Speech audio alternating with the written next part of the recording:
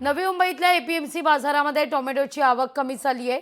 टोमॅटोची आवक कमी झाल्यामुळे टोमॅटोचे दर वाढले आहेत। अतिवृष्टीमुळे भाज्यांची आवक मंदावली आहे। या टोमॅटोचे दर मोठ्या प्रमाणावर गगनाला भिडले असल्याचं कळतंय।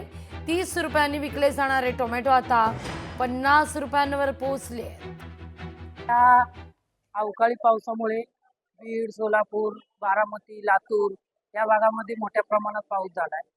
या पावसामुळे शेतीमालाला खूप मोठं नुकसान भेटलं आणि आता आवक म्हणजे बघायचं गेलं तर सध्या कमी प्रमाणात माल येतोय या पावसामुळे।